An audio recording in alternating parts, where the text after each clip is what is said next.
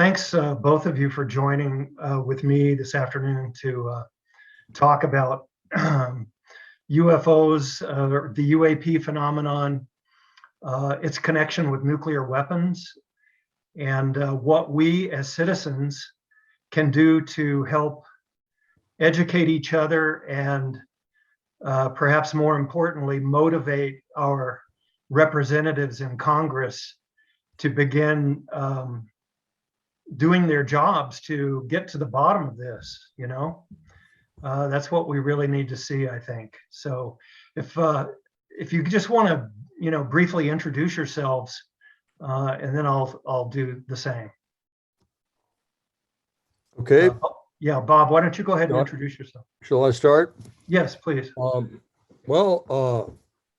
I got started in this way back in '67 when the incident occurred. I, of course, at Malmstrom Air Force Base, March 24th, '67, but I wasn't able to speak about it until '94. Kind of a long story, but we can go into that if you want. But I started openly speaking about my incident as a UFO event in 1996, actually, when I gave my first interview to the Great Falls Tribune, as a matter of fact. So I've been speaking about my incident and other similar incidents since then. Over 25 years, I've spoken in 15 countries, all over the U.S., and I've also participated in some conferences. Some notable ones were the 2001 Washington, D.C. conference that Stephen Greer organized. And then, of course, the disclosure conferences that Stephen Bassett organized, including the one in 2013. And then my own presentation, or the thing that I organized October the 19th of 2021. And that was with three other witnesses who also had UFO incidents, encounters at nuclear weapons bases. So in your particular incident, a UFO actually disabled the majority of the intercontinental ballistic missiles that were under your command.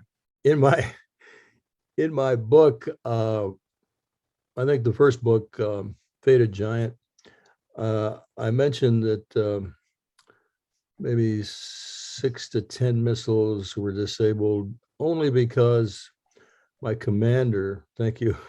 Yeah, this is Bob's book, Fated Giant. I recommend that everybody get a copy of that and read it. My commander in the capsule, Fred Mywald, wasn't sure how many went down. I was sure all 10 of them went down, but since we were having a disagreement, and that I kind of gave in it a little bit. But well, even if just one went down, that's remarkable, isn't it? Yeah, exactly. Yeah. But all 10 did go down. That was confirmed later by Bob Jameson, who was maintenance chief, that brought back the missiles back up on alert. Okay, thank you. Thanks, Bob. Jim, let me just show a copy of the book that you wrote. It's called the UFO Briefing Book. Sorry, I defaced the cover of it a little bit here with my sticker to get people to return this to me at the Jesse Marcel Library. So just a reminder to people to return the book. But anyway, this is a great book. It was intended for Congress. And why don't you tell us about it, Jim? Well, after, the Senate Intelligence Committee asked the Defense Department and the intelligence community to give a report, both classified and unclassified report on UAP. I knew that they weren't going to get what they wanted. 80 years of non-disclosure, at least. Yeah. I didn't see them changing their stripes. So I wanted to put together a book that, written from a perspective of someone who's worked in government and with elected officials, to sort of give them an idea of what they're going to get and what they need to do to make sure they get enough information to allow for full disclosure. So I put it out before the preliminary assessment was issued by the Office of the Director of National Intelligence, and it pretty much hit the nail on the head as far as the way that the Pentagon and the intelligence community, the acronym IC, I'll use a lot, how they would try to basically cover things up while pretending they're working very hard on it. And that's what happened. What surprised me, though, was how quickly Congress reacted and adopted some legislation that we can talk about later. My background for this kind of stuff is I was a government lawyer representing governments around California and federal and state issues, and also practiced election law for close to 40 years. And so I've worked directly with politicians and know how they think, Right. including members of Congress. And so I also taught a class in government decision making at the San Diego State School of Public Affairs. And so I felt they didn't need to hear about every, potential crash or whatever. They needed to be given the types of questions that they could ask to help them educate themselves, and also point out to the Pentagon and the intelligence community that this is serious and they're not going to back out of this one this time. Right. Great.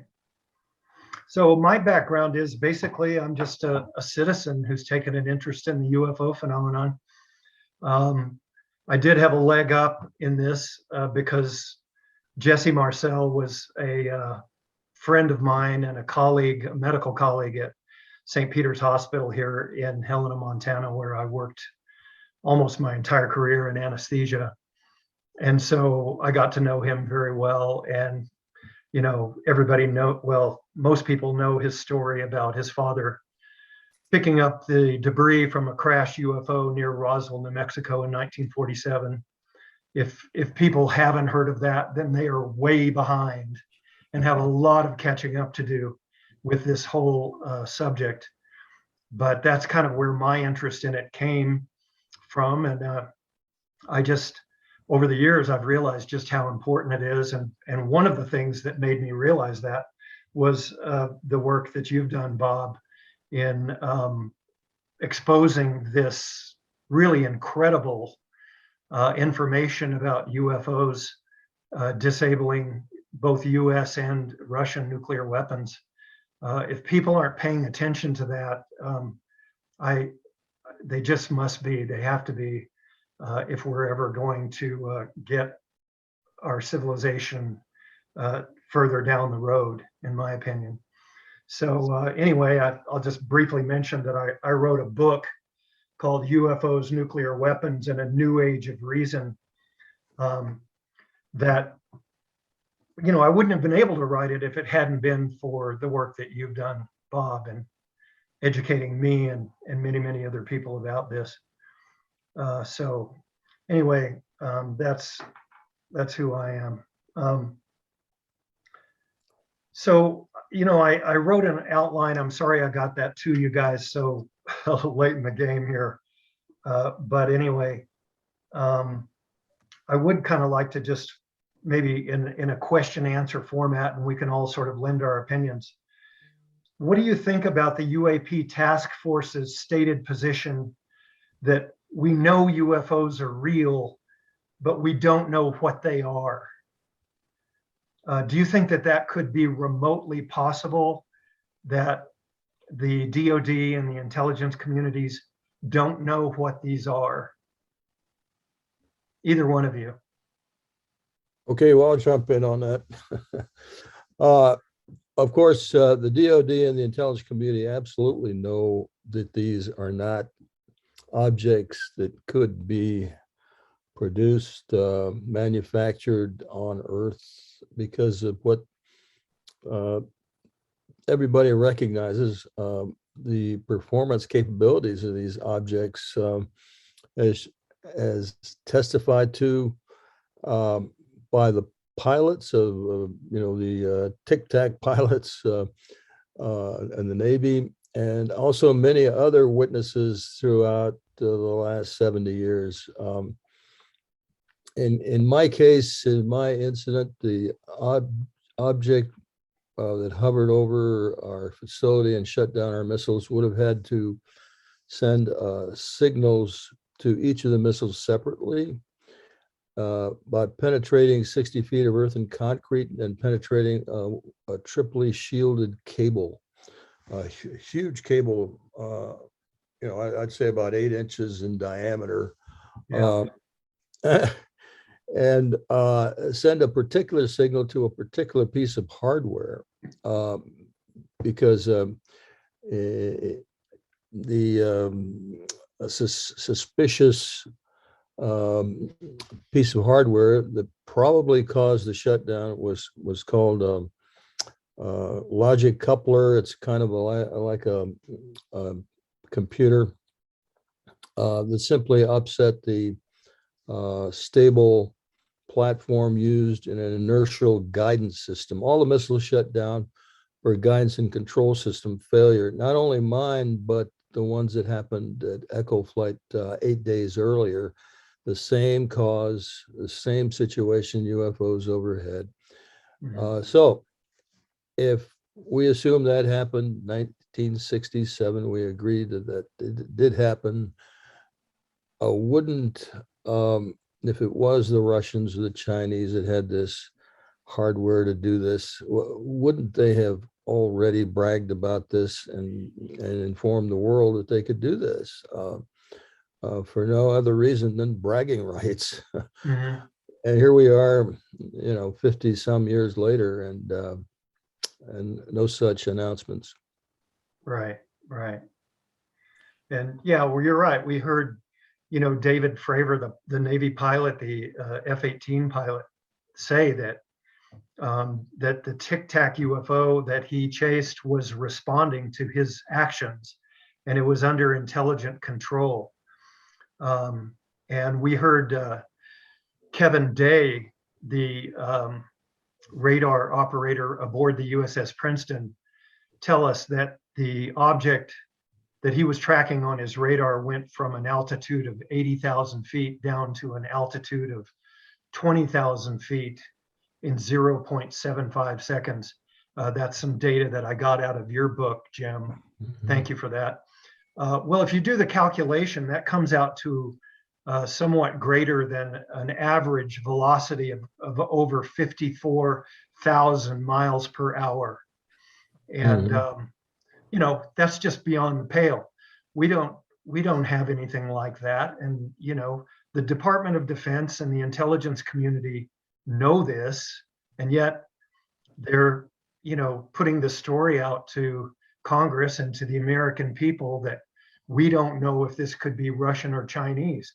Well, I think we do know that it's not Russian, it's not Chinese, it's not out of private industry, and it's something that is not of this world. As you said, Bob, I think, and certainly my friend Jesse Marcel said many times to me, is we're not alone. And the material that his father picked up was not of this world. So, yeah, thank you. What do you think about the UAP task force's position statement that UFOs or UAP are a threat to air safety and maybe a threat to our national security? Jim, do you want to comment on that? Sure. The trouble we have with that is certainly even from reading just the preliminary assessment and the number of cases that displayed, technological prowess that is far beyond anything we have, that they have the capability of harming us. Russia has the capability of harming us. China, North Korea, lots of entities have the capability. The question is the intent. And I think that there's a difference between looking from November 2004 forward and looking back 80 some years.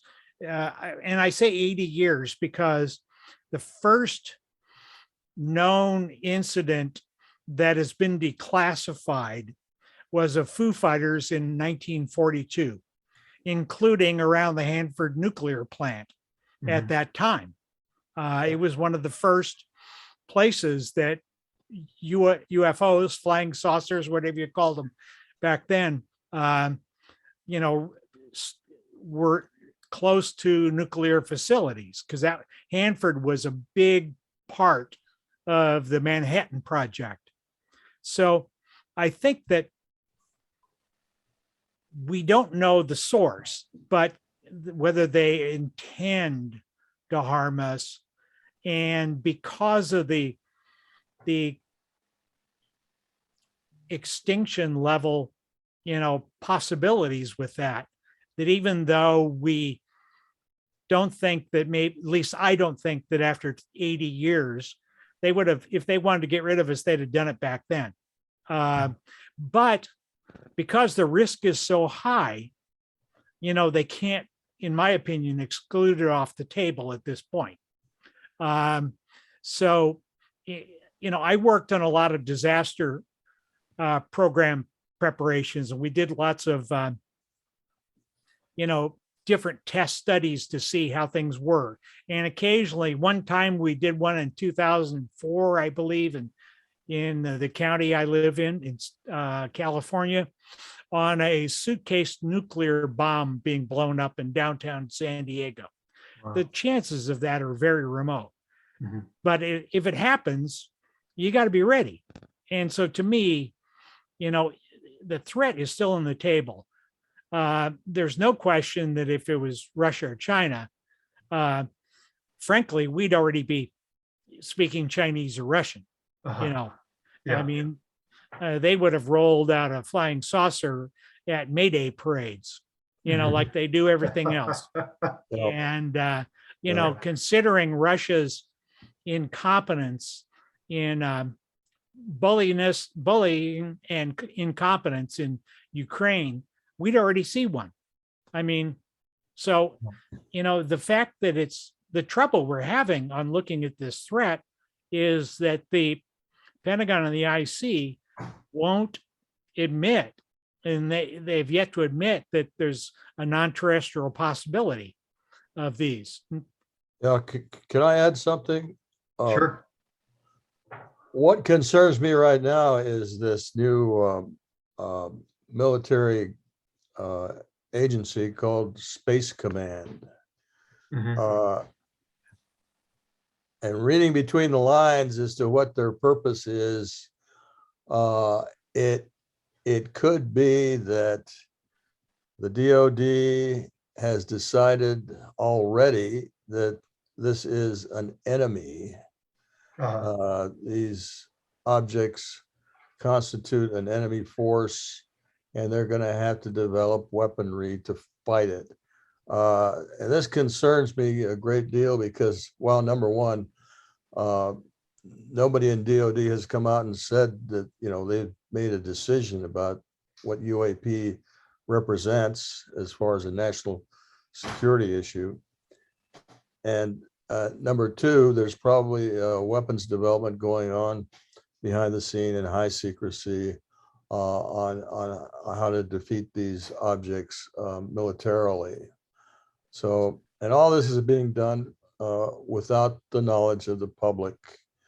So again, it speaks to the extreme secrecy around this subject in government. Right. And when we talk about UFOs being a threat, I think that brings up a lot of other questions associated with UFOs. Like, what is a bigger threat to our nation, UFOs or nuclear weapons? Nuclear weapons, I believe, represent a really serious threat to our national security. everybody always assumes that a nuclear exchange is only going to come about as a result of some world leader pulling the trigger.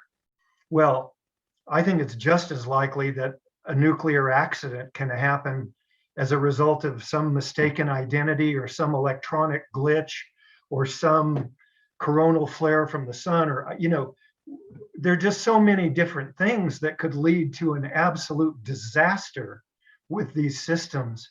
And there's just no going back. It's just an all or nothing thing. So the other thing I wonder is if we can assume that these, I'm going to call them ETs, short for extraterrestrials, just for lack of a better word.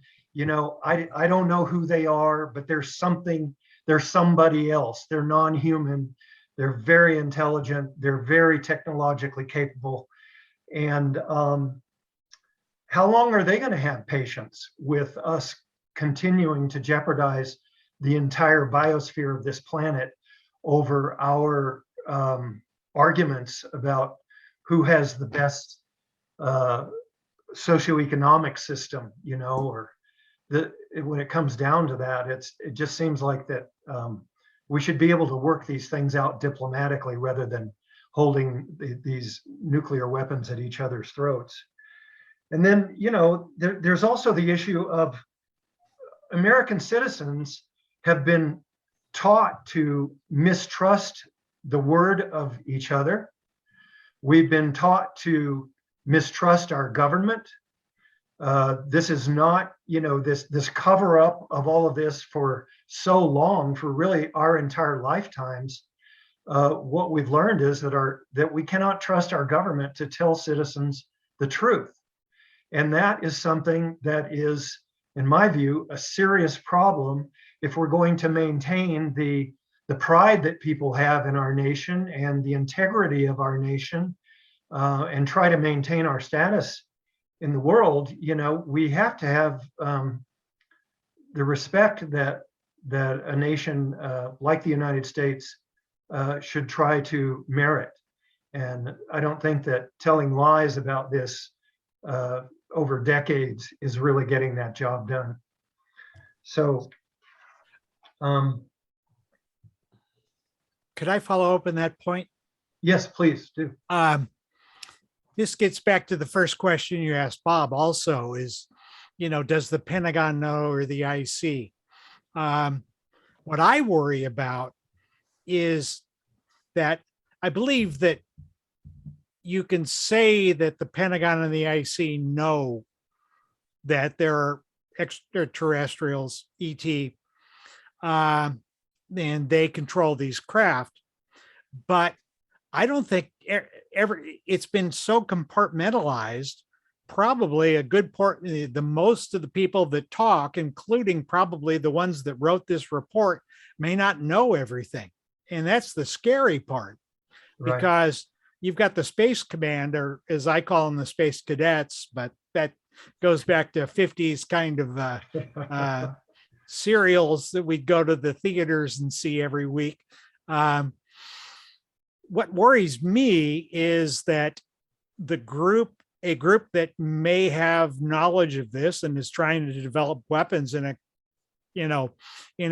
compartmentalized classified program may not be telling anyone else, and they could get us into a nuclear war with ET without Congress knowing, or the president, or even the Secretary of Defense, or the Director of National Intelligence. And so it's a scary, this is more than just about UFO disclosure. So I can say I was right about flying saucers.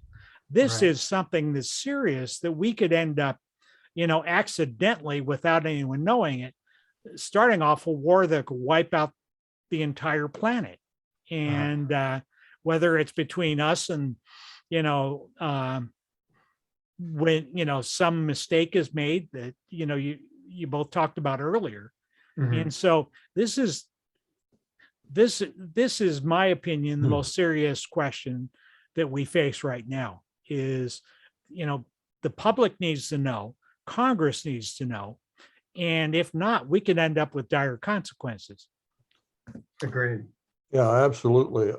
I just like to chime in on a couple of things.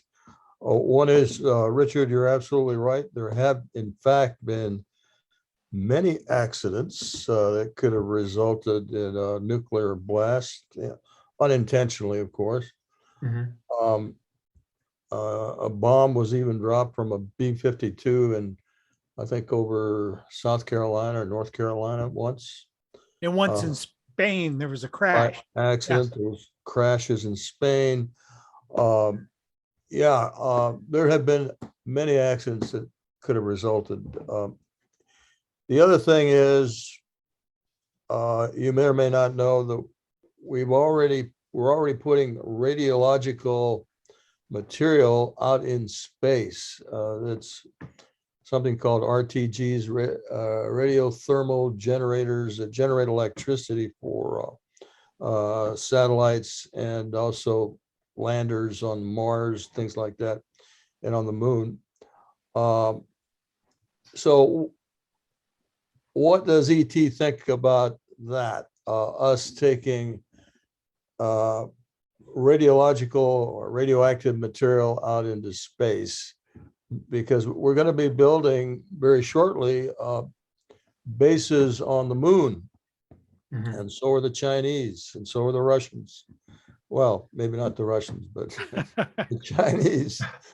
Uh, and are we going to be taking our weapons with us? Are we going to defend our territories up there? This is not just a theoretical question. And what will ET do about it? If Putin were to use what's called a tactical nuclear weapon in Ukraine, what would we do about that? And what would the ETs do about that? Yeah. They certainly don't want to see us have an all-out nuclear war. Uh, so, yeah, this is important. The nuclear issue and the UFO issue are definitely connected, and we have to make that point when we try to talk to Congress. Thank you, Bob. Yeah, that connection, in my view, is probably the most salient point about the UFO phenomenon and why people need to pay attention to it. There are others, of course, how long have they been here? What impact have they had on our religions? We could even ask, did they genetically engineer humanity? I don't think that question is out of the realm of, is out of bounds, But anyway, there are certain things that we have to prioritize first before we start going down those things. And in my view, this thing with nuclear weapons is right at the top of the list. So, Jim, you're probably the best qualified to tell the viewers of this video about the Gillibrand Amendment and what they should know about that. Well, that was what surprised me when I wrote the UFO briefing book. Was I was surprised at how quickly the Senate reacted to the lack of information, because the original bill before Gillibrand's amendment, they were actually working on it before they even got the preliminary assessment from the Director of National Intelligence. And so once they were drafting a bill to start, taking the reins of oversight for the first time over these kinds of issues in 80 years. And then they got the preliminary assessment, and it was very disappointing. And you get two senators. It's amazing, but what is it? One of those Entertainment Tonight, or I don't know those kinds of things, but one of those, they had a reporter following around congressmen outside, and they caught both this Senator Martin Heinrich from New Mexico and Utah Senator Mitt Romney. And they both, off the cuff, said they're not they're not Russian. They're not Chinese. They need to tell us what's going on. And Yeah. I Gillibrand saw actually those. put on Instagram, so I'm told, because I'm a troglodyte and don't do those kinds of things. Telegrams are still my main source of information. And she said it's time for the Pentagon to get their heads out of the sand. Yeah. And so there was a massive reaction. First, the bill was put, or the UAP language was put in the text of the defense annual spending bill. And then a couple of things happened. First, they weren't, the Pentagon wasn't seriously dealing with the issue in the minds of Congress. And at least 2 senators have said that. 3. Secondly, Bob had his press conference on October 19th, just before the Gillibrand Amendment was submitted. And so the Gillibrand Amendment was worked on with Ruben Gallego, a congressman from Arizona. Arizona.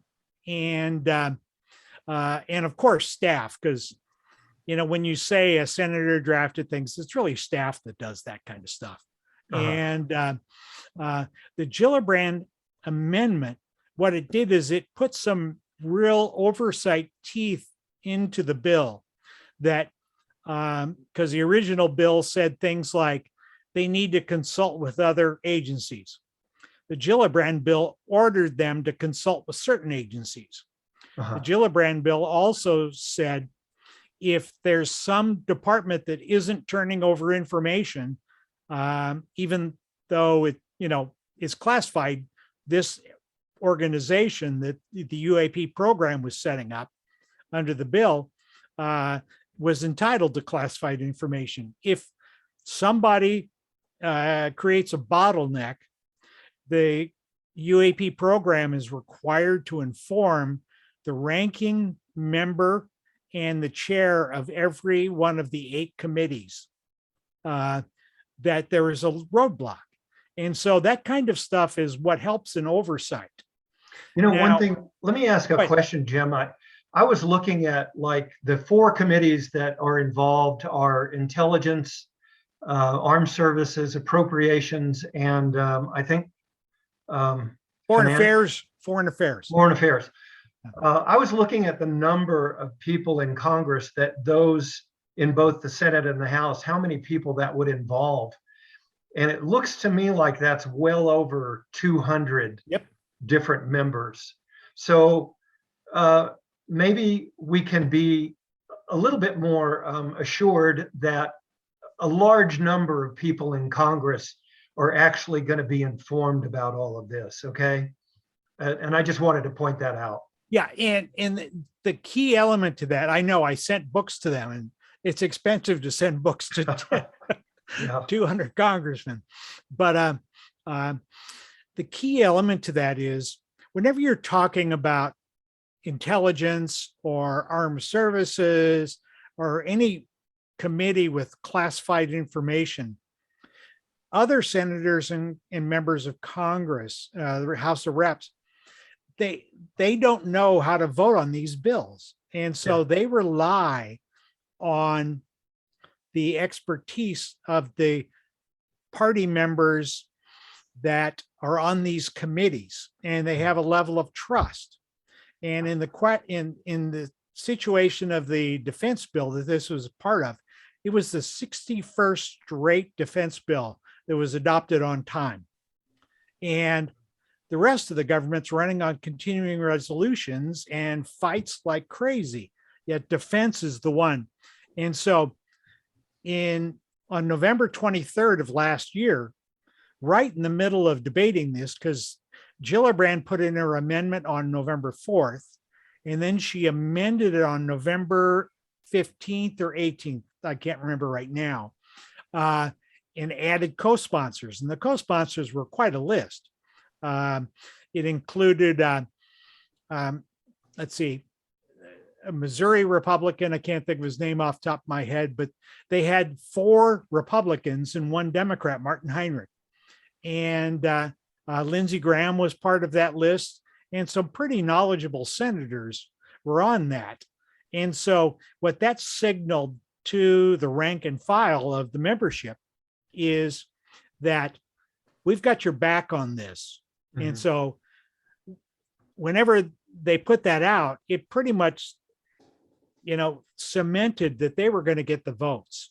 And so the Pentagon, a few days later, held a press conference on the day before Thanksgiving and said that we want you to, we've got this program that we're introducing, and we're going to be studying UAP that only approach our training areas, and we'll report to Congress when we feel like it.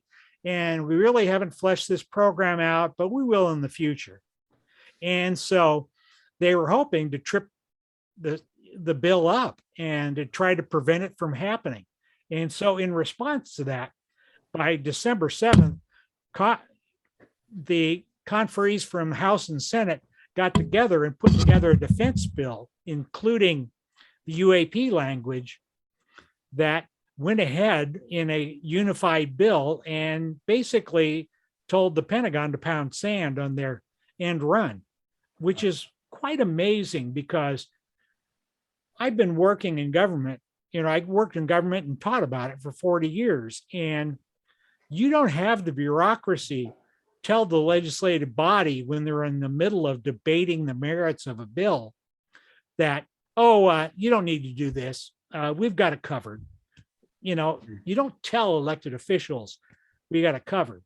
And so you ended up with 366 votes for the bill in the House.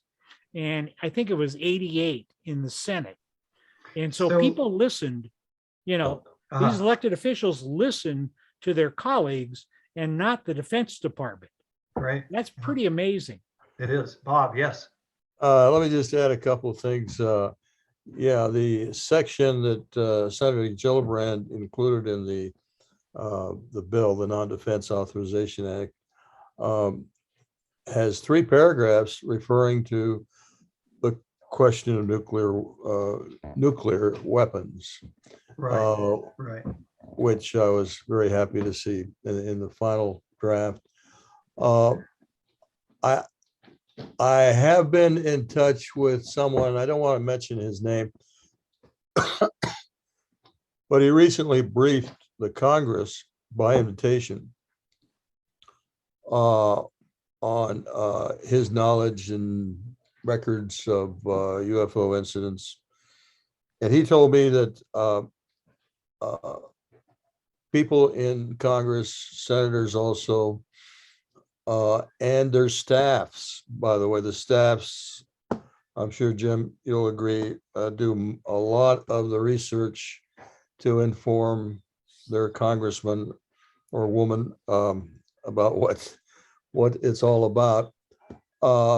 But they were irate. They are irate that basically the intelligence community is trying to pull the wool over their eyes. They're not being cooperative.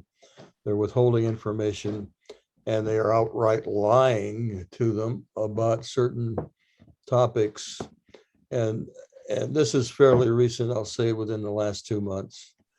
So that is encouraging to me, because it means that, because we have to have the ire and the high motivation of Congress to really demand that the facts be presented to them, whether in secret or in openness, and it might help us get that open hearing that we're all looking for. Right. Well, one of the things in the Gillibrand amendment that I found a little bit disconcerting, I would say, is there's a clause in there that says something about that Congress wants to be updated about the ability to capture or exploit UAP.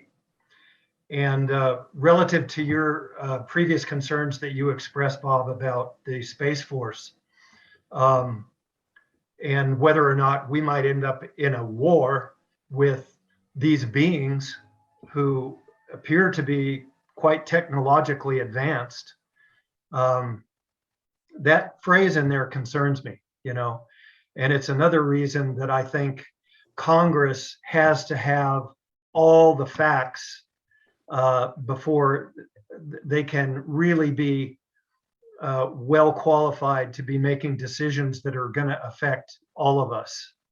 Now, this idea of exploitation of knowledge acquired or knowledge learned speaks directly to the idea that craft have been recovered and are being back engineered. And what have we learned from that with regards to energy sources, new energy sources, for example? And again, this goes directly to the public interest. The public has a right to know what has been discovered, what has been analyzed, and what conclusions they've made from the recovery of these craft. I mean, obviously Roswell was a craft. Actually, there were two craft that were recovered around the Roswell area. And so, and I'm sure there have been others since. Which is why these statements that we don't, that the UAP task force made in their report, that we don't know what they are, except for one, which they said was a deflating balloon, which is, I think that was just kind of a snide sort of a reference to what they told us about Roswell, and it just really is pretty insulting, actually. Yeah, absolutely. It's insulting. And we need the public to get irate about that. We do. Yes. I agree. And so that's, the big reason that we're here talking today is to try to figure out how we can motivate our fellow citizens to get involved in this and to begin, writing letters to their representatives, their elected representatives in Congress, to use the teeth that both of you believe the Gillibrand Amendment has given Congress to really use this new legislation to bring out the truth. I think it's best that this happen through open, unclassified congressional hearings, because I don't share your confidence that the DOD or the IC are suddenly going to turn over this new leaf and just become willing to come to Congress and say, oh, mea culpa, we've decided that we better tell you all about it, because there's a lot to tell, a lot. And a lot of it is going to be incredibly sensitive stuff. But nonetheless, and that's not to say that I think every American citizen should know how to make an energy system of a UFO, if they've been able to reverse engineer that and they have that information in hand now, great. Let's use it to combat global climate change. Let's use it as a new energy source to get off our civilization off of fossil fuels. I'm not saying we need to know every single detail about what's been discovered, but we do need to know about that these are non-terrestrial craft, and whether or not our government has a relationship with races of ET beings, and whether or not ET beings have been recovered from some of these crashes like the one at Roswell and kept against their will at Area 51. And if they were, what did we learn from them? It just goes on and on and on and on, and people have no clue about how deep this might go, and we won't have until Congress really gets serious about pressing the DOD and the ICs about what they know about this. Jim.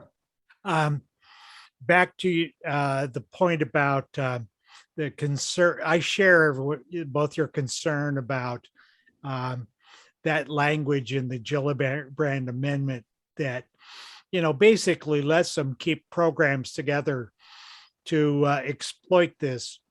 Um, Part of it, I think, is they had to have something like that in there to not, to keep the Pentagon from, breaking out into open warfare. Because the reason when Senator Rubio got this ball rolling a couple of years back, it was based on the threat. And so you don't get in front of armed services for, mysteries of the universe. You get in front of them for threats. Yeah. And the trouble is that's a tiger by the tail for Congress. And it's a tiger they've got by the tail, and they don't know if it's a tiger or a Tyrannosaurus Rex. And so, they just have hold of something. They don't know what they have. And so it's going to be very important for them to, manage this oversight well. What I'm concerned about is the more that they learn, the more there may be splits.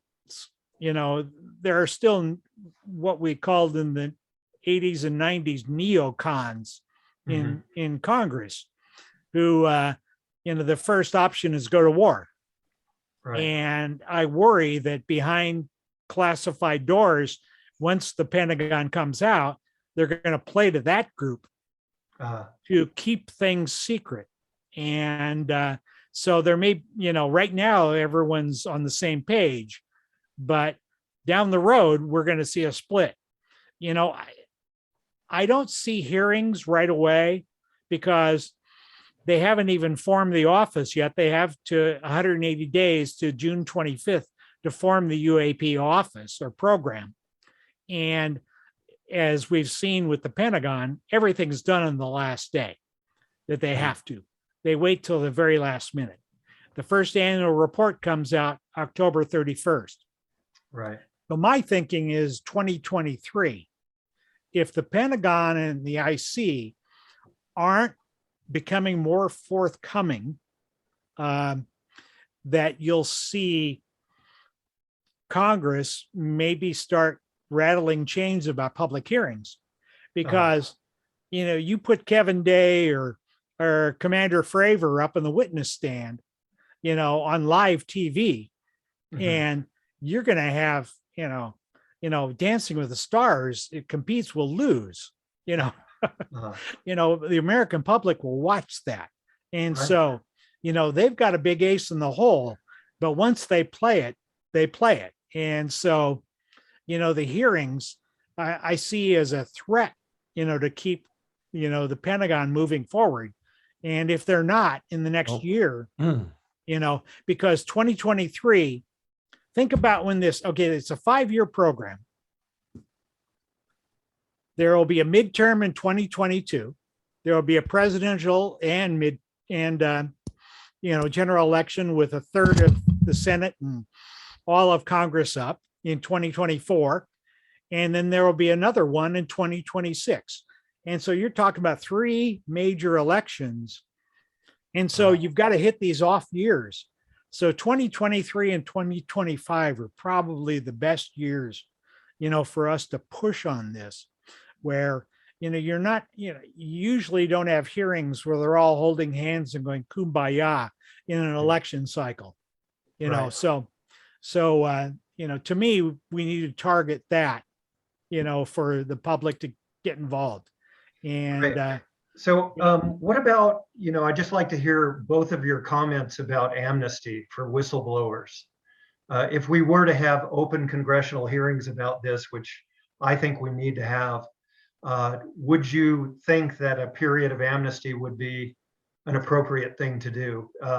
And, if you said yes, would that apply to any whistleblower that came forward, no matter what had happened or what they had done? In my view, I will just say, yes, it would apply to all whistleblowers, any circumstances, because we want this information. And I think that's how we're going to get it. So what's your opinion about that, Bob? I'm with you, Richard. I think we ought to open up to all witnesses. Now, there'll probably be some kind of what do you call it? Period where we vet the witnesses Mhm. to see if, they have credibility in what they're saying, because obviously there are a lot of people that like to get in front of the camera and talk, make up stories. Yeah, we found that out, haven't we? But in order to get the full picture of what this phenomenon is all about, we need all types of witnesses. We need people who have been abducted. We need people who have seen strange lights and had, injuries as a result, who have experienced radioactive, effects, all sorts of witnesses to get the full picture, because Jim's right. The go-to reason of the DOD and the IC is going to be these are the enemy, and we need the public to fully investigate that question. Are they friend or foe? Because it's important. It's really important to make that determination if we're going to have any kind of a relationship with these extraterrestrial visitors. Thanks, Jim. The type of hearings, my guess, educated guess based on doing these things and setting them up, as the staffer, and then the mayor, or the head politician on the board takes credit for it. That's your job, is to give them credit. And they're going to probably do this in bite-sized chunks. They'll start with, there really are tin cans in the sky and that we don't control. They'll start with that.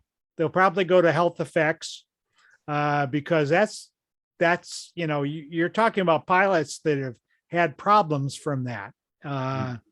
Believe, well, I won't go into specifics on that, but so they usually, it's like an attorney in a trial, that you don't ask a question unless you know the answer, because you don't want to give the witness a chance to say anything they want and you could lose the case. So, I think what they'll do is the hearings at first will be carefully orchestrated to focus on the fact that these are real physical objects that sometimes have negative health effects. And so I think that's where they'll start.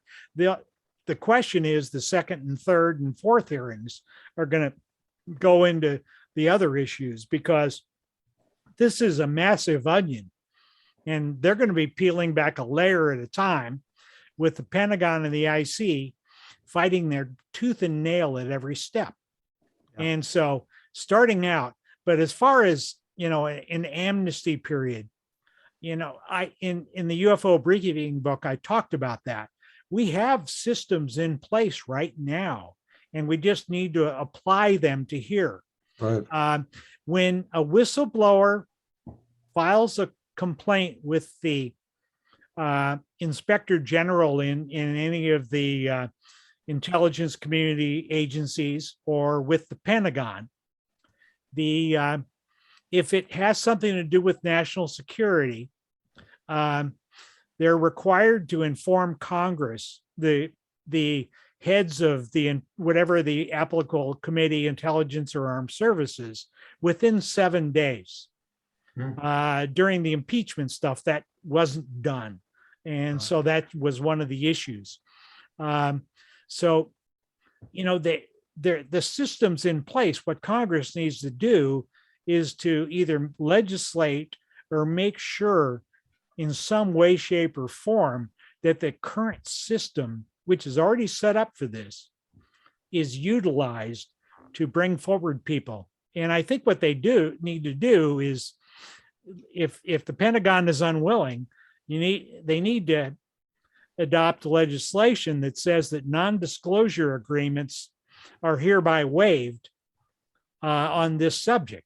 Right. And so the Pentagon absolutely. can't be threatening people who are worried about their pensions, and they don't speak out, because so far they've done a very good job of keeping people from talking.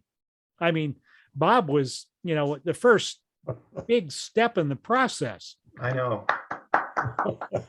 That was very, very courageous. Yeah, they didn't have much luck with keeping my mouth shut. So Well, anyway, so I want to just kind of start to wrap up here. And to do that, I'd like to just read out of Jim's book here, the UFO Briefing Book, this paragraph that sort of rung with me. It says, in many respects, the UFO UAP phenomenon is not the main issue. The main issue is how, when confronted with an unusual set of circumstances, does our adherence to democratic principles continue to be our lodestar? From the declassified record and other instructive incidents, it is probable that the military and intelligence communities have departed from the democratic protections that make this country unique among nations.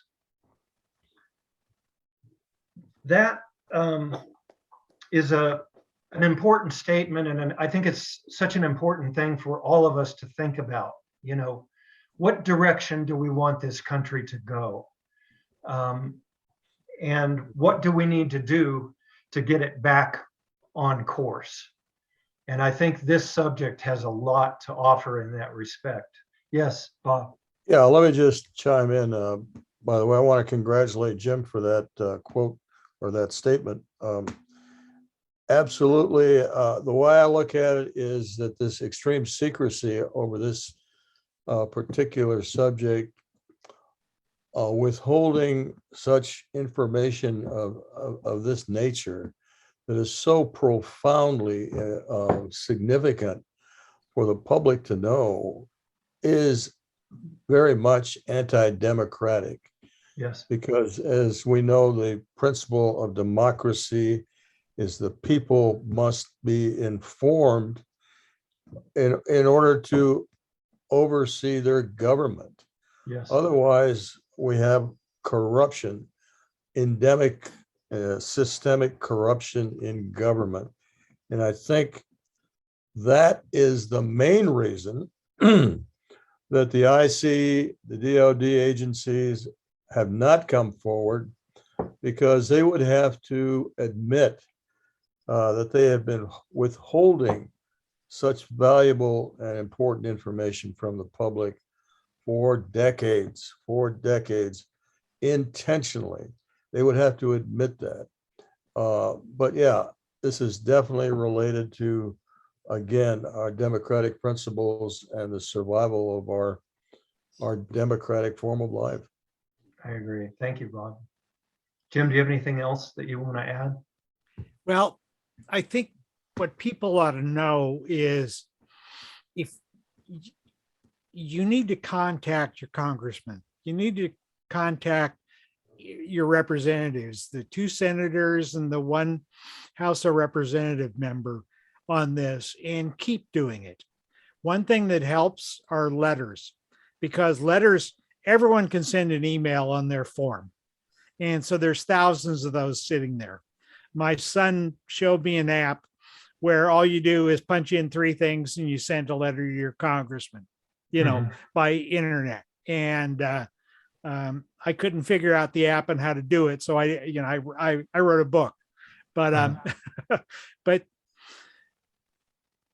our comments do mean something. I had a friend who worked for a US senator, and he told me, he was the state director for a senator who's retired now, that if they got 20, 30 letters on the subject, like handwritten or, real letters, Right. they took notice. And, out of millions of people, 20 people writing a letter, means that there's a ton of people out there that are upset that aren't writing. Yeah. And so. No, I agree with you. Yeah. Absolutely. Write the letter. And then when you contact your congressman or your member of Congress or senator or whatever, remember that you may know a lot about the subject. You watch videos like this.